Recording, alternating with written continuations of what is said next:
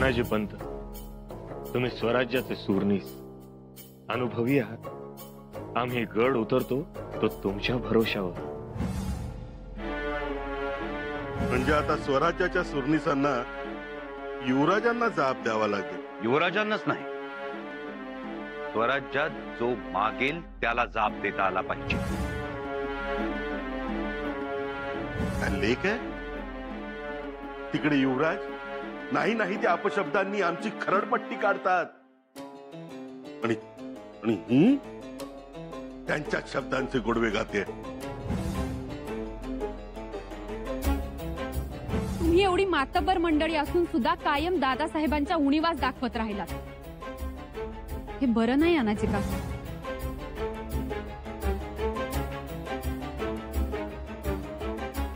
बघितलं तानाजी पंत? मी बघितलं. तुम्ही बघितलं का? बघवत नाहीये. मग डोळे मिटून घ्या.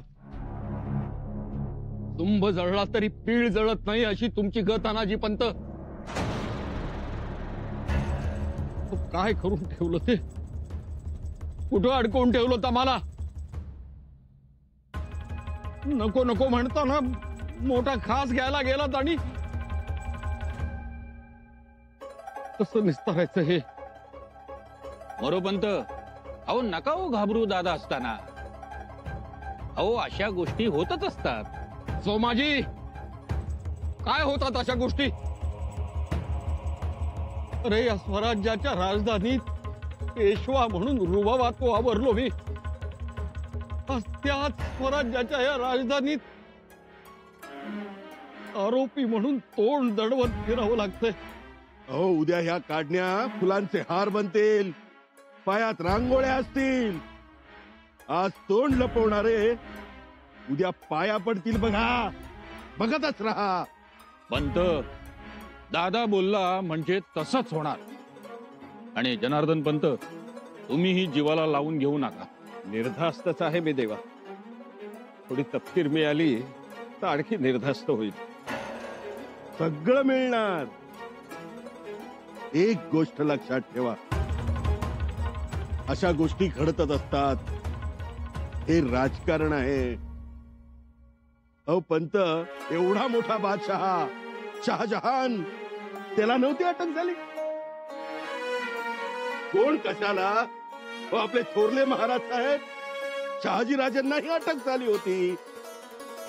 दादा, अरे धिंड काढली होती ना रे? हो, बघा, धिंड काढली होती. असं समजू नका. अशा गोष्टी घडतात म्हणून तर मोठेपण मिळतं. कुठलं बी उदाहरण कुठं बी देऊ नका. आणि अनाजी पंत, तुम्ही सहजवारी घेताय पण यो मामला गंभीर आहे, लक्षात ठेवा. ऐकलं का? मी कशाला घाबरतोय? घाबरायचं असेल तर तुम्ही घाबरा.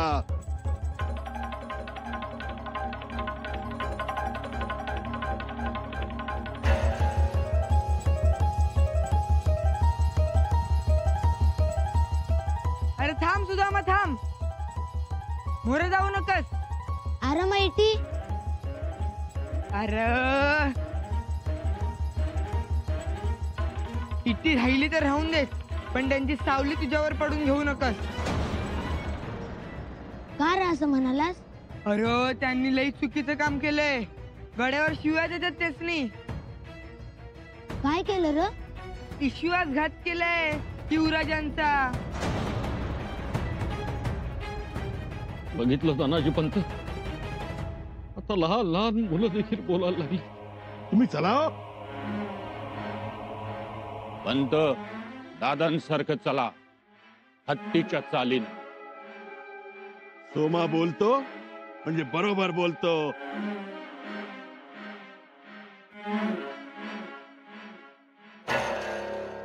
काय म्हणजे काय मागं राहणं ग? घेतले समद बैजवार घ्या. घेतले समजा. बर, ये आता. सुनबाई, अव केवढा उशीर? महालक्ष्मीची ओटी भरून आलो. म्हटलं पन्हाळगडावर एवढे दिवस राहतो आहोत, जाताना तिचा तिला मान द्यावा. बरं केलं. आमच्या खासगीतून दिवाबत्तीच्या खर्चाची व्यवस्था लावली आहे. हे झाक झालं. आता एकदा समद पेटारण संदुका नजरेखाली घालून घ्या. काय राहिले का ते बघा. बर, प्रसाद घे. आणि युवराजांना सांग, रायगडावर जायची आमची सगळी तयारी झालीये. पण युवराज कुठे आहेत? आबासाहेब, आम्ही निघालोय रायगडावर यायला. आम्हाला माहितीये की तुम्ही नसाल आमच्या स्वागतासाठी, बाहू पसरून आम्हाला कवेत घेण्यासाठी. रायगडाच्या दरवाजात उभं राहून ह्या शंभूबाळ असं म्हणणार नाही तुम्ही आता कधीच. आम्हाला माहिती आहे आबासाहेब तुमचं स्वागत. आम्हाला ठाऊक आहेत तुमचे सलगीचे शब्द.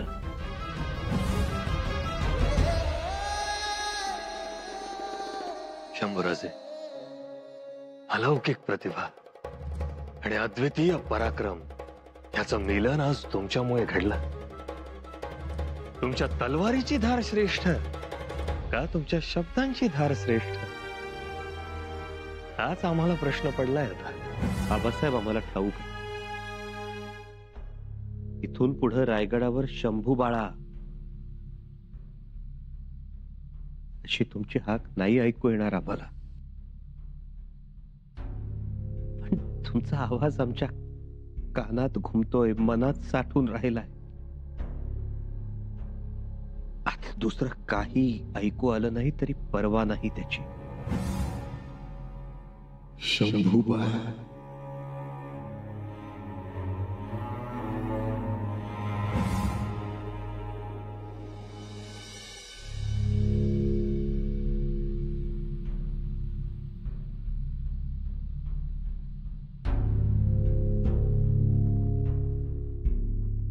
जगदीश्वराच्या मंदिरात गेले होते. साकडं घालून आले.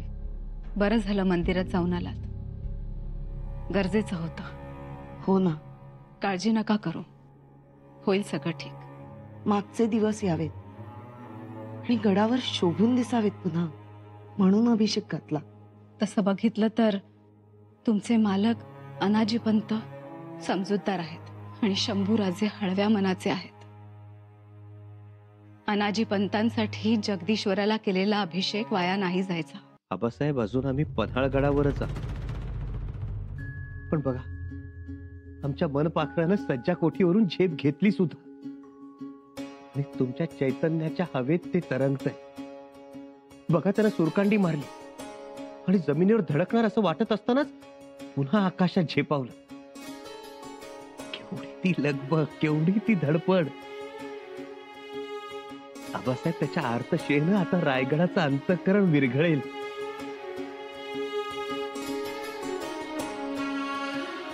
विरघळेल, विरघळेल. बघाच आबासाहेब, आज मुजरा नाही, नमस्कार नाही, पाया पडणं काही नाही. त्या मला आलिंगन. आबासाहेब, बघताय ना आबासाहेब, जय्यत तयारी करावी लागली आम्हाला. जय्यत तयारी आमच्या घरी जाण्यासाठी. कारण समोर अनेक अडचणी आहेत. रस्त्यात अपशकुन करणारे आहेत, पायात पाय घालणारे आहेत, आमच्या अपयशानं खुश होणारे आहेत, एखादं काम बिघडलं की आनंद साजरा करणारे आहेत, मागं ओढणारे आहेत, आमची प्रगती पाहू न शकणारे आहेत. पण आम्ही जुमानत नाही कशालाच. कारण आम्हाला समोर दिसतायत ते आमचे आबासाहेब. आमचे आबासाहेब आणि त्यांची शिकवण. शंभूराजे, एक गोष्ट नेहमी लक्षात ठेवा. कापड मोजताना गजाला आणि माल तोलताना तराजूला हिसका दिल्याशिवाय इथला व्यवहारच पुढे सरकत नाही. अशा जगात आपण राहतो. ते तुम्हाला कचाट्यात पकडण्याचा पुन्हा पुन्हा प्रयत्न करतील, पण तुम्ही नेहमी सतर्क राहा.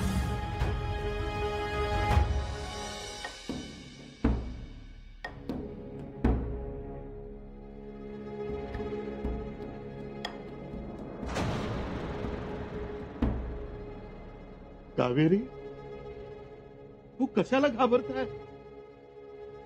आणि देवदेव माझ्यासाठीच करताय? कशाला उपास तपास करता हो? हो माझ्यासाठी देवदेव करायचा, चिंतेनं अबोला धरायचा. मग कशासाठी ही देवपूजा? मी तुमच्यासाठी देवपूजा करीत नाही. देवपूजा दादासाठी नाही, मग ही देवपूजा कोणासाठी? युवराजांनी गडावर लवकर यावं यासाठी देवपूजा. कावेरी, काय बोलतेस तू? युवराजांसाठी पूजापाठ? माझ्या दादाला ज्यांनी कैद केलं त्यांच्यासाठी देवपूजा? शिव शिव शिव शिव शिव, कलियुग दादा, घोर कलियुग. तरी नशीब माझ्या नावानं कुंकू तरी लावते कपाळी. गडावरच्या इतर बायका अभिमानाने कुंकू लावतात, मी शर्मेने लावते, हे तेवढं ध्यानात ठेवा. वहिनी, तुम्ही तर बोलूच नका. महाराजांच्या चितेचा विस्तव विझला रे विझला की शंभूराजेंना कैद करायला पळाला. इतकी कसली घाई झाली होती हा? आता भोगाव पापाची फळं. युवराज, युवराज, तुम्ही इथे आहात होय? आमचे पेटणारे संदुका पुढे धाडल्याही, सामान सुमानांच्या बैलगाडा रायगडाच्या दिशेने पुढे रवानाही केल्या. भवानीबाग धारात त्या जवळ आहेत, त्यांचाही मेढा उतार झालाय. युवराज, कधी एकदा रायगडावर जातोय असं झालंय आम्हाला. चला लवकर.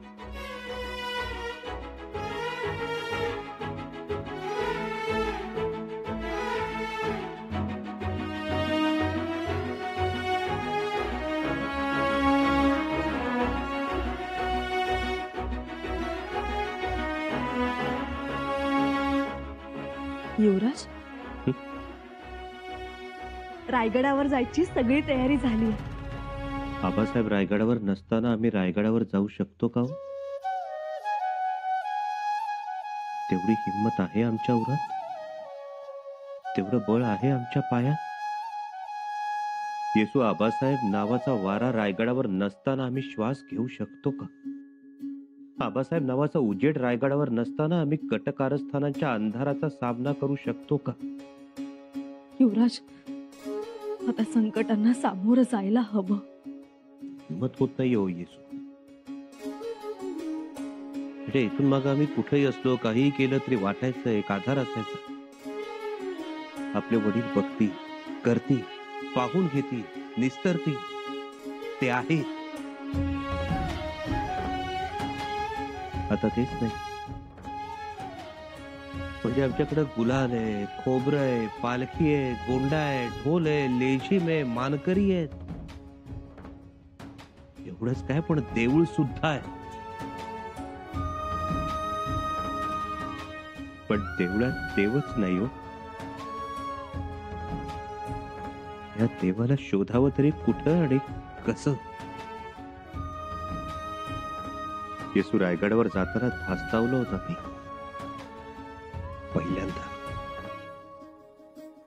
पहिल्यांदा रायगडावर आम्हाला आबासाहेब दिसणार नाही.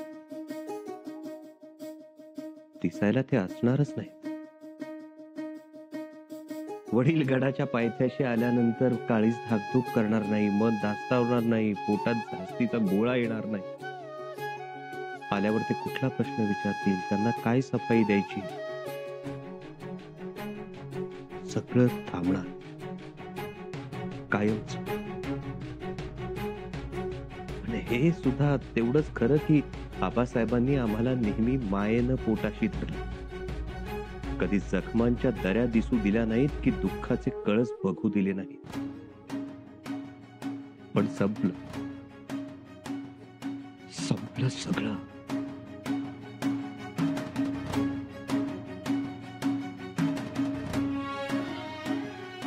येसू आई गेल्यानंतर भुई पारखी होते आणि बाप गेल्यानंतर आभाळ गायब होत.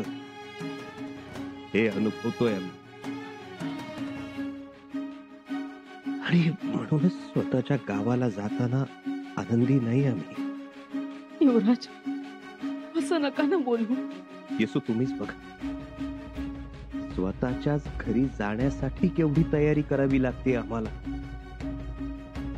10,000ची फौज पाठवली, पिलाजी शिर्क्यांना पाठवली, रूपाजी भोसले, बाबाजी सणस, दादाजी नलावडे यांना आमच्या घराचा रस्ता मोकळा करायला सांगितले.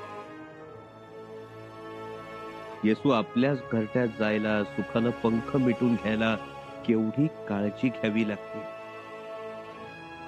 तरी नशीब शिवपुत्र म्हणून जन्माला आलो आम्ही. युवराज, सगळं ठीक होईल. आता मनात फक्त एकच ठेवा, रायगड.